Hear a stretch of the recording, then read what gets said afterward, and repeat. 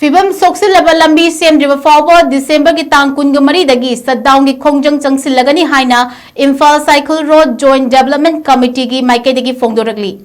Haukiba November ki Tang Toida IMPHAL SAIKUL Road Joint Development Committee na IMPHAL SAIKUL Lambi matam kiyagi mamangdagi hauna Sembi daduna laklaba malambi paringa sibu Sembi naba pia lengak lakchungaidagi hauna Matamdugi lengak ta kayarak hana haiza kiba laikrabasu ngasi fawba sembi dabna lairiba asibu sembi naba manipur gi governor da memorandum amadi reminder tharabasu miyeng changlak tabadagi aroiba ultimatum ama pisin khrabasu ngasi fawba thabakta onthorok tababu yaning daba phongdokladuna ngasi lambi asigi awaba chaitheng fanglaba lambi paring asigi nakalda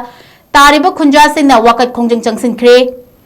khongjang adubu sagoladuna pangaida leiba downtown mini paradise school Pari Mongkwai Sinamsang Royal Academy of Manipur, Little House, Kanan Devi School, Saraswati Institute of Medical Science, Khundrakpam the Laiba Bright Careers Academy School, Khundrakpam Public School, Hotel the Laiba Scenic View, RK Sanatomi Devi Vidyalaya, Getwell School, Kurai Ipum Khongban the Laiba, Paramount English School, Success School, Amadi 100 Flower School Ge Mahiroi Singh, Transport Press Passenger Service ki Mioi Singh amadi Phibam Semdriba Lambi asigi nakanda khundariba Mioi Singh su saru yaki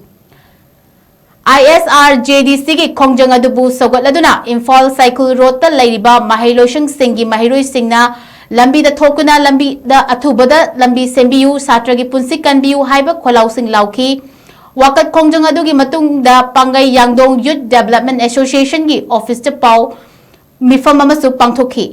Paugi Mifamaduda ISRJDC ki co-convener Jingakham Jiko Michaina Phongdok Kibada Governor da Pisan Kiba ultimatum gi matung ina numit 15 gi manungda Lambi Sembi naba haija kibabu thabakta onthorok tabadagi ngasi gi khongjang asi changsin kibani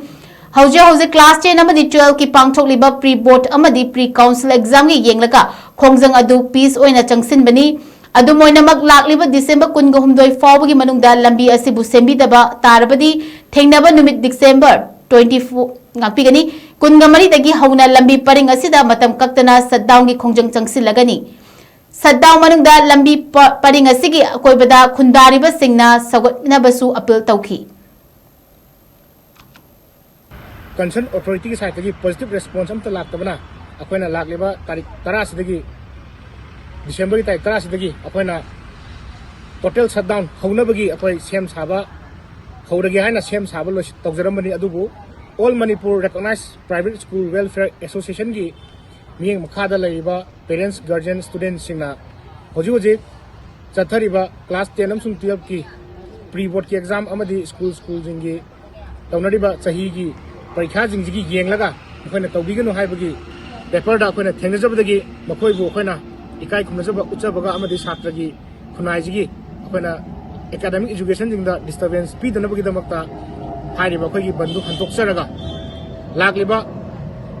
December ki tarik 13 dagi di akoi hiramam tada negotiation tawdana akoigi lambi IMPHAL SAIKUL road si sembi daba targadi total shutdown haujaragani habo famje akoina paliba lenga ki kuning chingchingari